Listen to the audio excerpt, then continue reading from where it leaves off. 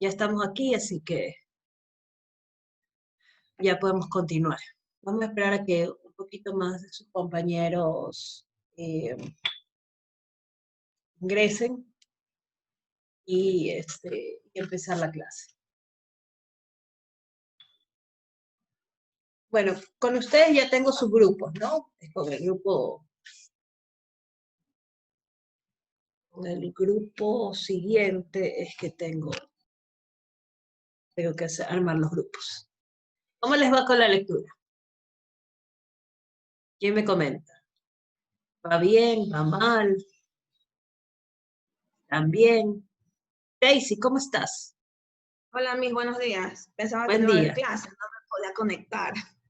Sí, no sé qué ha pasado, que yo les mandaba y les mandaba y les mandaba mensajes, pero no les ha llegado, dice.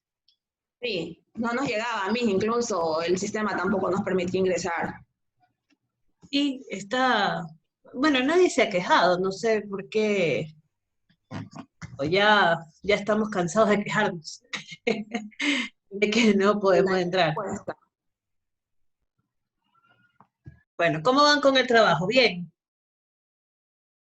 Buenos días, mi doctora. Ahí dándole Hola. a la lectura. Vamos dándole a la lectura. Bueno, ya he iniciado yo a leer y de lo que veo me parece, no sé si me equivoque, que esto es, no sé si me equivoque, mi doctora, pero iniciado recién, es un trabajo contratado por el señor Álvaro Novoa, que haga un estudio a este caso, al abogado Vaquerizo Egas. O sea, me parece que así, porque he iniciado ya voy un 20%. No es así, mi doctora, porque parece que observo como que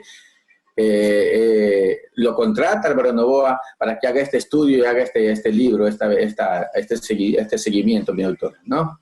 Bueno, el doctor Zavala fue abogado defensor de Álvaro Novoa. Lo contrató a él para que lo defienda. Lo que pasa es que él no inicia con el doctor Zavala. O sea, el doctor Zavala no hace el acta, lo de la impugnación del acta de determinación, se lo hace su abogada Silka Sánchez. Entonces, Silka Sánchez no es una abogada experta en tributario. Entonces, ella, para no cometer ningún tipo de error, sí, es que contratan al doctor Zavala, que, como les dije, es tributarista, además de constitucionalista, y penalista también, porque el padre era penalista. Entonces, sí. Entonces, bueno, yo siempre cuento una anécdota, ¿no? Porque a mí, realmente me da un poquito de cosas, dijo el Chavo del Ocho, ¿no? Ya me dio cosas, dijo el doctor Chapatín, porque realmente mi abuelo su mejor amigo era el doctor Zavala Vaquerizo. Entonces, fueron compañeros de colegio y de universidad. Entonces, mi padre, obviamente, se crió con los Zavala, además que yo tengo unos primos hermanos que son Zavala Vela, porque mi tía se casó con uno de los hijos, con el hermano del doctor Zavala. Entonces, parece mentira, pero en realidad, yo no soy muy, digamos, o sea, yo lo respeto muchísimo al doctor Zavala, por si acaso, respeto muchísimo a él, su criterio y todo lo demás, pero mi papá y yo nunca hemos estado 100% de acuerdo con él. Entonces, bueno, tenemos nosotros nuestra propia conceptualización del derecho tributario y él tiene, digamos, su práctica, ¿no? O sea, su manera de manejar los temas tributarios. Entonces, por eso es que yo siempre les digo, pero este caso, sí, este caso yo no lo traigo porque es del doctor Zavala para ponerme yo en conflicto, sino porque es un caso importante, ¿ven? Es un caso importante en el país y que connota muchas situaciones. Van a ver, el problema de la politización de la administración de justicia y de la administración tributaria, ¿sí?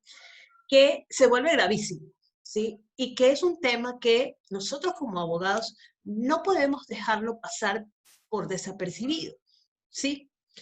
El día de mañana podemos ser abogados de grandes corporaciones, ¿sí? En donde tienen importantes tributaciones y esperamos que nuestro país realmente pueda desarrollar y pueda tenemos muchos mecanismos. Yo les he comentado que yo, aparte de tributarista, pues también manejo temas de contratación pública.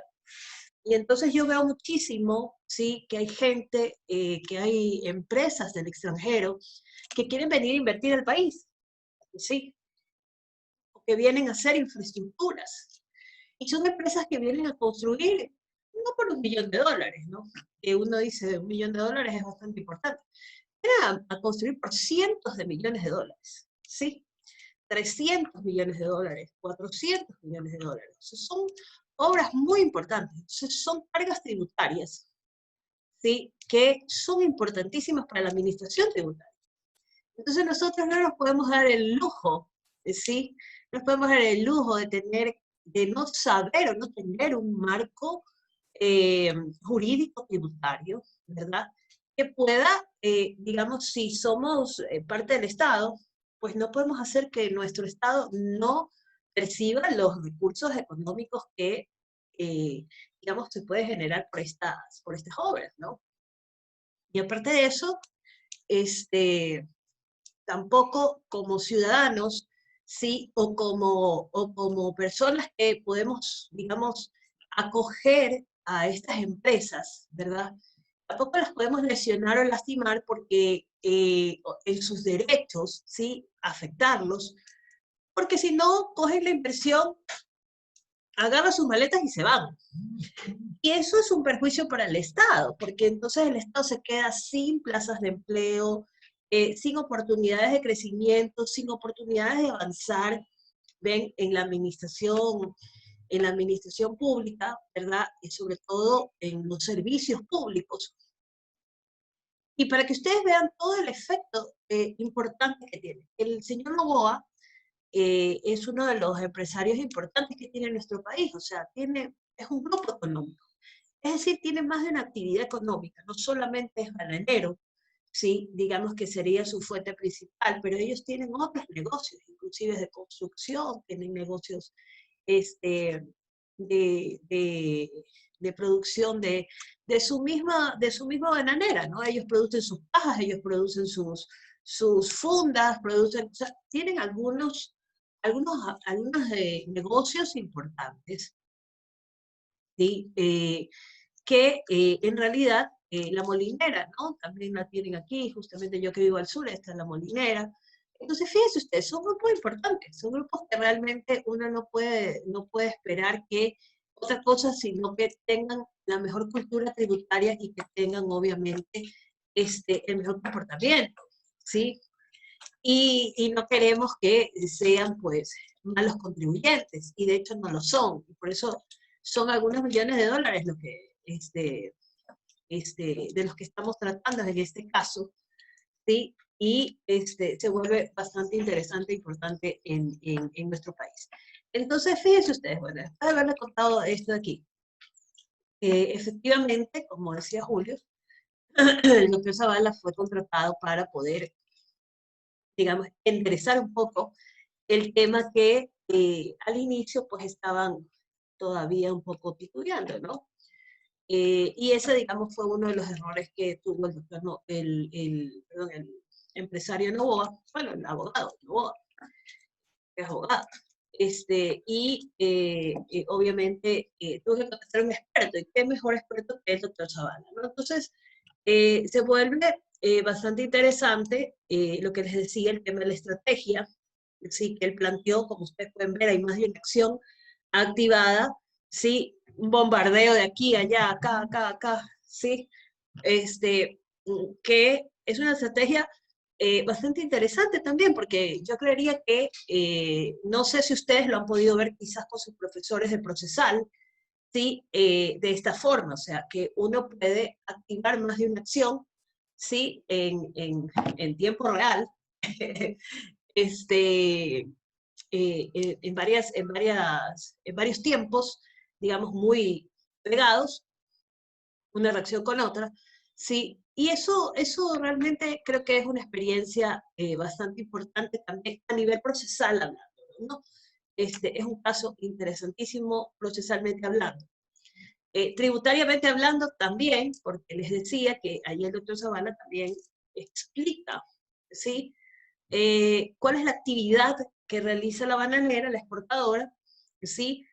Y cómo es su actividad económica, ¿sí? Es un poco para que ustedes también vean esa complejidad que siempre menciono y que no lo menciona la abogada Vela, ¿sí? Lo menciona realmente la doctrina, porque como yo les he dicho, yo, esta presentación que les hago, yo extraigo inclusive comentarios de la doctrina, ¿no? No son solamente míos, ¿no? Y en realidad sí, es bastante complejo, porque como les digo, al igual que, como les digo en la materia de contratación pública, siempre digo, cada contrato es un mundo, pues cada actividad económica es otro mundo, ¿sí? Y hay que comprender la actividad económica, en este caso, para saber cómo se va a reflejar la tributación y evidentemente con esos elementos, ¿sí? Por eso yo les decía, es complejo para el juez, porque el juez tiene que ver la actividad económica. Fíjense ustedes, parte de la estrategia es explicar, oiga, ¿quién soy yo y qué hago? ¿Sí? ¿Quién soy yo y qué hago? ¿Qué actividad económica estoy realizando? ¿Sí? Para que usted comprenda dónde están las afectaciones tributarias, ¿no? IVA, ICE,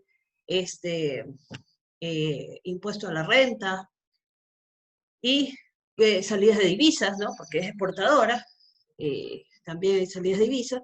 Entonces, fíjense ustedes, es un caso realmente ícono, ¿sí? Icónico en nuestra legislación tributaria, pero también lo más relevante, digámoslo así, es que gracias a Dios el doctor Zavala, como es un estudioso, también escribe, ¿no? O sea, es un investigador y obviamente, pues, él que formó parte de estudiar todos estos casos, lo ha podido plasmar en un documento, ¿sí? Que, digamos, es verdad, el abogado Novoa se tomó la molestia de mandar imprimir, de hecho tengo un libro con dedicatoria de uno de sus servidores, que fue mi alumno, ¿ya? Y que de hecho él me decía, me encanta que usted traiga este caso a las aulas, ¿no? Y lo digo porque, les repito, o sea, conozco al doctor Zavala y creo que se los mencioné la vez pasada, les dije, el doctor Zavala me vio nacer, ¿sí? Eh, el doctor Zavala pues es una figura bastante importante dentro de nuestro país, jurídicamente hablando, es un hombre representativo, además que eh, ha ejercido cargos en la administración tributaria, en la aduana, fue administrador de la aduana, ¿sí? Y conoce completamente el proceso de exportación, conoce perfectamente la materia tributaria interna, ¿sí? Impuestos internos, impuestos al comercio exterior, tratados internacionales, o sea, es un hombre que conoce completamente, digamos, el marco jurídico y que obviamente eso es lo que resalta esta obra, ¿sí? Eh, yo, repito, me voy a guardar o me voy a reservar, digamos, un poco mi punto de vista porque quiero realmente que el día que tengamos las exposiciones de ustedes, que las quiero muy objetivas como se les he pedido, muy sencillas, ¿sí? A la vista de un futuro profesional, ¿sí? Con los elementos que hemos estudiado aquí, ¿sí?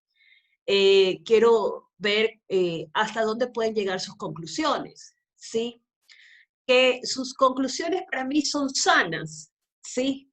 Porque ustedes no son personas contaminadas, ¿ya? Porque todavía no están, digamos, 100% en el ámbito, digamos, al menos de esta materia, ¿no? Han visto otras cosas quizás de derecho, sí, pero en la materia tributaria a veces es un poquito más complicado. Quizás alguien por ahí tenga experiencia o haya podido hacer algún caso, quizás lo entenderá un poquito mejor. Pero ese es el experimento, digamos, aquí en clases, ¿verdad? Ese es el ensayo, digamos, que quiero hacer con ustedes, que es, digamos, medir un poco su sana crítica, ¿ven? Como los jueces, su lógica, su razonamiento, ¿sí? Su entendimiento del caso, pero sobre todo para que ustedes, cuando estén leyendo, pues ustedes digan, pobre juez, todo lo que ha tenido que escuchar, imagínense, de la parte defensora, ¿ya?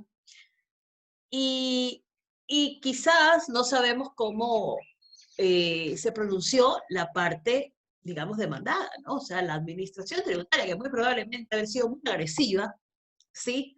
Porque obviamente iba a defender todas sus actuaciones, todas, es decir, su acta de terminación, sus procesos de reclamo, sus procesos de recurso de oficio, de recurso de revisión de oficio, todas sus actuaciones, ¿ven?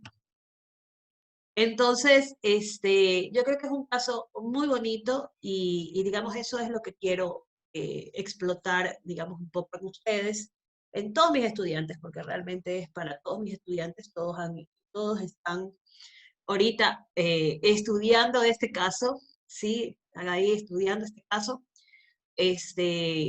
para venir a conversarlo y venir un poco a reflexionar qué es lo que pasa con la realidad. Fíjense ustedes, yo escuchaba el otro día a un investigador en educación, ¿sí? Que decía que lo que se preguntaban los estudiantes en el aula, ¿sí? Cada vez que escuchaban hablar a su profesor es, bueno, ¿y esto para qué me va a servir? ¿Ven? Esa es la pregunta que nos hacemos todos cuando estudiamos, ¿verdad? ¿Y esto para qué me va a servir? ¿Sí? Esto que veo, ¿cómo lo puedo ver plasmado, ¿sí? En la realidad? Bueno, pues yo siempre encuentro en todos mis cursos, de todas las materias que he podido dar, siempre llevo casos prácticos, porque me gusta que mis alumnos sepan para qué sirve y que sí sirven y que, digamos, son herramientas de nuestra profesión, ¿sí? Que si usted no las conoce, no las va a activar nunca. Pero si usted las conoce de cerca y sabe para qué sirven, ¿sí? Y las puede tomar de referente, pues entonces va a hacer uso de ellas.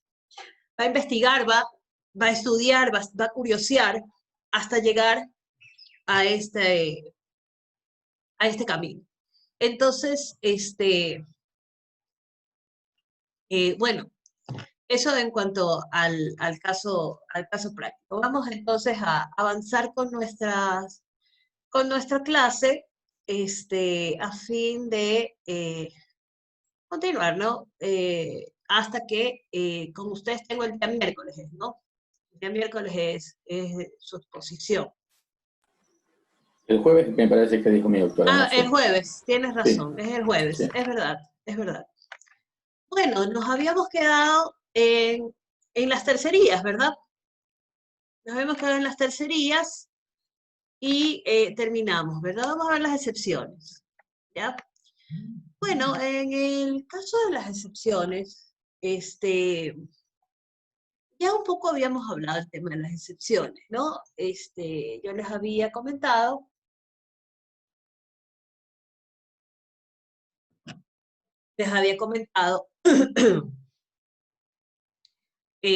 que podíamos verlo a través de qué, de nuestro procedimiento de ejecución coactiva, ¿verdad? Y habíamos visto el artículo 316, me parece que era, 314. Sí, 316. El 316 que habla de las excepciones a la coactiva, ¿verdad? Entonces, en el 315 del COGEP, ¿sí? Para que ustedes me sigan, dice, en el procedimiento ordinario será aplicable a todos los procesos de conocimiento en los que se propongan excepciones a la coactiva.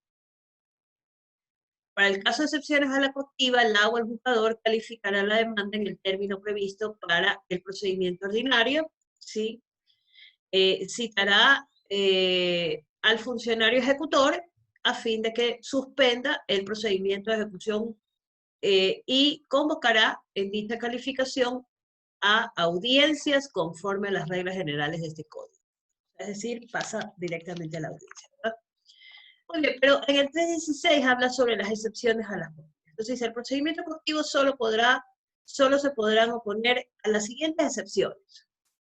Inexistencia de la obligación, falta de ley que establezca el tributo o exención legal.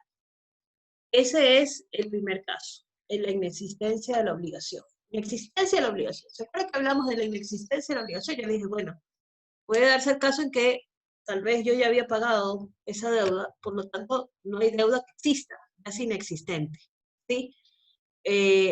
O puede ser que la ley no prevea. Entonces, es inexistente ¿qué? El hecho generador, ¿verdad? No existe hecho generador, no existe el tributo creado y por lo tanto es inexistente. ¿Sí? Visto desde esos dos puntos de vista. Luego, tengo también las excepciones, ¿no? A la coactiva, ¿sí? Perdón, las exenciones legales, ¿verdad? Es decir, la exención legal es esa disculpa que habíamos visto, ¿verdad? Habíamos visto que la ley dice todos pagarán, por ejemplo, el 12% en el IVA, menos aquellos productos de la canasta básica. ¿Ya? Entonces, están exentos, está fuera. ¿Sí? Si alguien se lo cobra, pues entonces obviamente eso no es procedente. No procede y por lo tanto eso no puede ser cobrado. ¿Ya? Entonces esa es una excepción a la coactiva. La extinción total o parcial, ¿verdad?, de la obligación, ¿sí? Sea por solución o pago, compensación, cualquier modo de extinguir las obligaciones, ¿sí? Cualquier modo de extinguir las obligaciones. Por lo tanto, la acción de cobro no se puede hacer efectiva, porque ya se pagó, ¿sí? No se puede hacer efectiva. La incompetencia del funcionario ejecutor, ¿no? Hemos explicado, sí, que la administración tributaria puede ser que no sea el funcionario ejecutor, ¿ya? Es decir, no proviene de quien tiene esa competencia. Recuerdan ustedes que en lo administrativo también hablamos sobre la competencia, ¿verdad? La competencia que tienen los servidores de la administración tributaria para conocer o para resolver precisamente este tipo de actos de la administración y que, como les repito, debe de ser competente. Es decir, la ley se los tiene que haber otorgado o lo que llamamos competencia por delegación, que también les expliqué, ¿verdad? Les dije, bueno, puede ser que el director general del Servicio de Rentas Internas diga a todas las direcciones regionales les voy a delegar conocer los reclamos, ¿ya? Por así decirlo. Entonces, pues esa será la vía que procederá o la competencia que podrá ejercerla por delegación, ¿ya?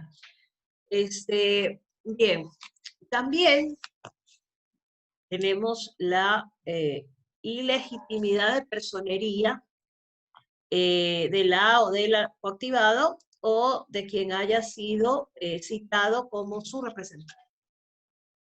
Es decir que si nosotros nos equivocamos en decir quién es el representante legal, pasa muchísimo, ¿ah?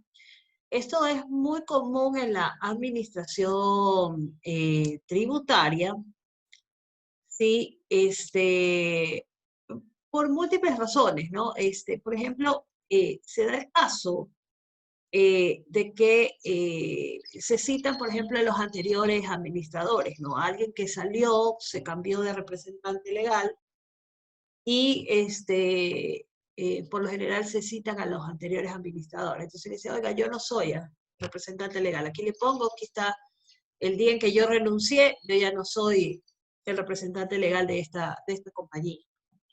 También pasa en las instituciones del Estado, ¿no? Porque las instituciones del Estado también tributan, ¿no? Entonces, yo recuerdo, y no sé, creo que sí se los comenté cuando hablamos de las excepciones a la coactiva, el tema de la aduana, ¿no? Yo recuerdo que nos hicieron un procedimiento coactivo y cuando le notificaron al director financiero. El director financiero no es el representante legal, sí. Entonces era el director general de la aduana, ¿no? Y entonces en ese momento le dijimos, ¿sabes qué? Qué pena. Aquí está el numeral cuarto del 316. Y también está en el Código Orgánico Tributario, porque ya lo vimos, ¿verdad? En los articulados de el procedimiento de ejecución. Entonces le dijimos, qué pena, pero yo no soy.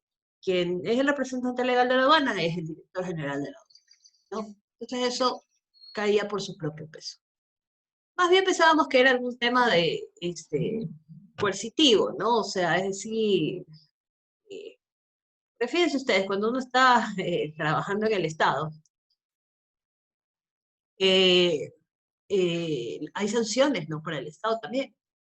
Sí, por ejemplo, claro, hay sanciones también para el Estado. Por ejemplo, los intereses y las multas tributarias, ¿sí? Son sanciones que también se aplican al sector público. Y el sector público es el que más comete esos problemas. Hoy está en problemas, por ejemplo. Sí, hoy está en problemas porque no tiene al día el IES, no tiene al día los impuestos, ¿sí? No tiene al día nada de lo que tenga que ver digamos, con obligaciones importantes que nosotros sabemos son de vital importancia, ¿no? Para los trabajadores, sobre todo en un caso, y para el Estado mismo. Bueno, pero el Estado saca de un bolsillo para meterse en el otro bolsillo. A la larga es irreal.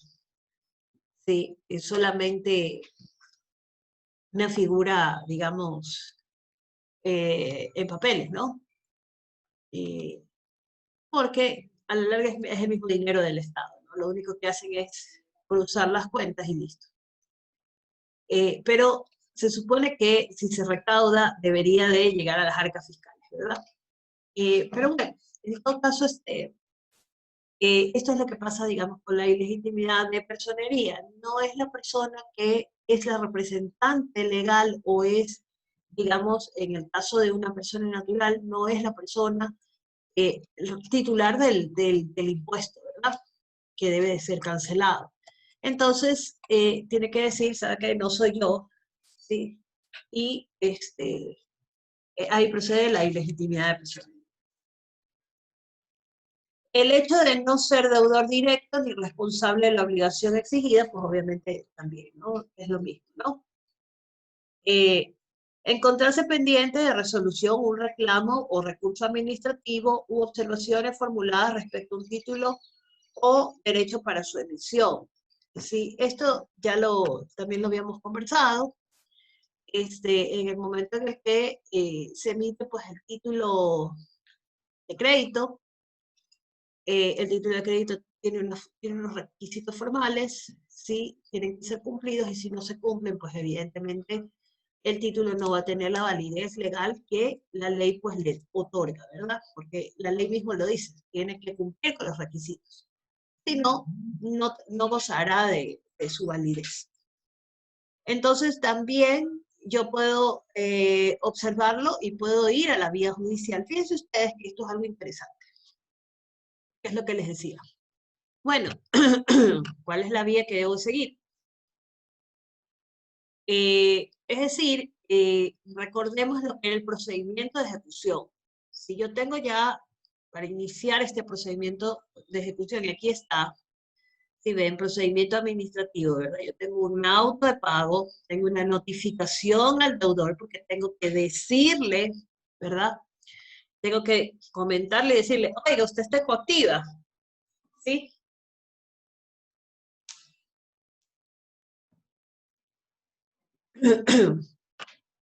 y darle la oportunidad de que, digamos, pueda realizar o proponer, emitir bienes para que sean rematados y cobrarse la deuda o pagar, ¿sí?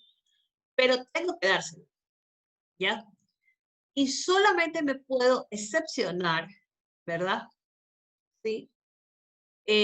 Ante el ejecutor, ¿sí? Es decir, ante la coactiva. Aquí dice, se presenta ante el ejecutor, ¿verdad? Las excepciones. Oiga, qué pena que me da, pero me he dado cuenta de que el título no está bien y por lo tanto estoy dentro de las excepciones, así que voy a presentar las excepciones. O puedo ir directamente a presentar la demanda ante el juez contencioso tributario. ¿Ya? Tendrá, pues, será presentada dentro de los 20 días contados desde el día siguiente de la tercera notificación del auto de pago. Fíjense, ese es el tiempo, ¿ya? Porque si no, serán rechazadas por extemporáneas. O sea, es decir, tengo 20 días para yo poder, creo que es un tiempo bastante prudente, ¿sí? Para poder analizar el problema, ¿no? Y preparar las excepciones a las que, digamos, puedo interponer para que proceda, digamos, este juicio de excepción, ¿no? O sea, esta acción por excepción a la coactiva. Bien, entonces, el efecto de suspensión de la coactiva, que también lo habíamos hablado, ¿verdad? Que es para precautelar los bienes del contribuyente hasta la resolución del juicio, ¿sí? Es básicamente lo que les decía, el tema de el afianzamiento, ¿no? Que se pide dentro de el ejercicio de la acción y que el juez nos daba 15 días, me parece que eran, para poder presentar o 10 días, me parece que era, el afianzamiento y sobre el 10%, ¿verdad?, del valor de lo adeudado, ¿no? Más intereses y costas, ¿no? Bien. Entonces, este es en el procedimiento administrativo, ¿ya? Y acá tenemos en el procedimiento del COGEP cómo lo puedo hacer, digamos, ya directamente en la vía judicial, ¿ok? Entonces, se presenta ante el juez contencioso tributario, se notifica, ¿sí?, al funcionario ejecutor, es decir, vamos a notificarle a nuestro legitimario pasivo, ¿sí? Es decir, al demandado, sobre la suspensión de este procedimiento coactivo, porque ese es el efecto, ¿verdad? Cuando precisamente se cauciona, ¿no? Entonces, se debe caucionar la totalidad de la deuda más intereses y costas, que era lo que les decía, ¿verdad? Y se hace una consignación, ¿sí?, sobre ese 10%, ¿ya? Bien, no vulnera el acceso a la justicia, que era, digamos, el pronunciamiento que yo les explicaba, la Corte Constitucional lo había ya determinado, y tampoco atenta contra la capacidad económica del contribuyente para evitar el remate de los bienes. Estos eran los dos fundamentos básicos que, digamos, se había planteado en la Corte Constitucional, y la Corte Constitucional dijo, no afecta, ¿sí? Está comprobado que no afecta. Entonces, fíjense ustedes, ¿no? Entonces, estas excepciones, como bien dice aquí, se encuentran en el Código Tributario y en el COGEP.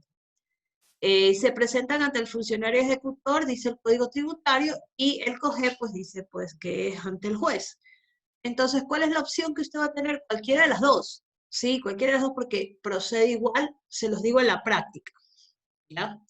Yo le he presentado ante el funcionario ejecutor y no ha tenido problema, ha procedido absolutamente, no ha habido ninguna causa de rechazo. O puedo ir a presentar la acción correspondiente, que es, como ya lo dijimos, ¿no? Y el procedimiento a seguir, ordinario o sumario, ¿no? El juicio de excepciones constituye un medio de oposición a la coactiva iniciada por la Administración Tributaria con medidas precautelatorias, ¿no? Porque ustedes recuerdan que ellos podían emitir medidas precautelatorias, es decir, para poder hacerse el cobro al final de este procedimiento, ¿sí? Es decir, recuerdan ustedes que el procedimiento de ejecución administrativo, que está aquí, ¿verdad? Va a terminar si no me contesta y no me dice nada, y yo ya sé que tiene patrimonio, le he congelado las cuentas, le he bloqueado todos los bienes y todo lo demás, voy a tomar, ¿sí? Como administración, la suma de los bienes, ¿verdad? Que tenga este deudor hasta completar la deuda, ¿sí?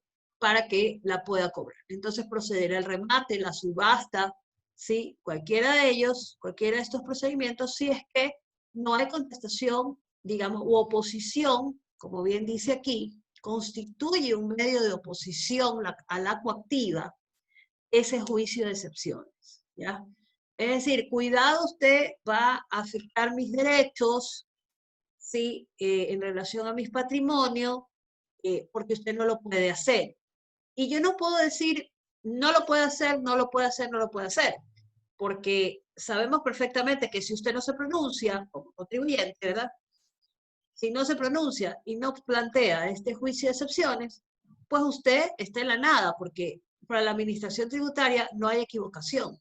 Así está equivocado de persona, así usted está exento, así usted esté en cualquiera de las causales de excepciones que la ley nos da. Entonces, cuidado en el momento en el que nosotros pues hablamos de este juicio de excepciones, ¿no? Y el juicio de impugnación, los bienes del deudor quedarán a salvo, ¿no? En el juicio de impugnación. Bueno, esa tiene que ser una diferencia que encontramos sobre el juicio de impugnación y el juicio de excepción. Bien, entonces, pero aquí está, ven, cómo debo de proceder en el procedimiento administrativo y cómo se procede con el COGEP y qué efectos pues tienen estas excepciones, ¿no?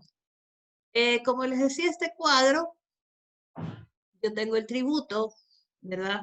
Que es la prestación exigida por el Estado, ya lo sabemos, es el pago de una obligación tributaria. El contribuyente, que es el sujeto pasivo de la obligación tributaria, cualquiera de ellos, ya, llámese contribuyente, llámese responsable, llámese agente de retención, agente de percepción, ¿sí? Terceros que puedan, digamos, estar vinculados, pero obviamente vamos a tener siempre que tomar en consideración al contribuyente, ¿verdad? Porque ese es el responsable directo.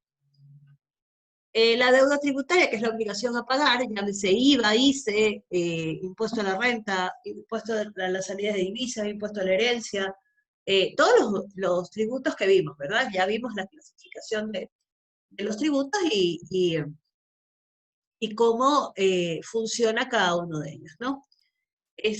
Y luego va a proceder lo que es la ejecución coactiva, que es la potestad de la administración tributaria, para el cobro o para perseguir el cobro de la obligación, ¿sí? Que dijimos era una potestad exorbitante que goza el Estado, ¿sí?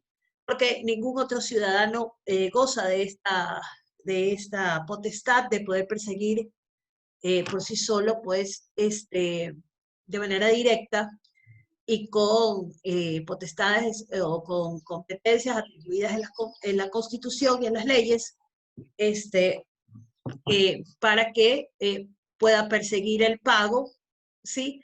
Y fíjense ustedes, pueda perseguir el pago, pero sobre los bienes del deudor, ¿sí? De la obligación tributaria, el sujeto pasivo, tiene la potestad para embargarlos y para rematarlos o subastarlos, ¿sí? En eso consiste su potestad, ¿ya? Es como que el día de mañana yo diga, mi mamá me debe plata, ¿sí? Coja una joya de su joyero, voy y la empeño y me cobro, ¿sí? ¿Ya? Eso está mal, ¿verdad? Porque he violentado, prácticamente me he llevado algo que no ha tenido autorización, ¿sí?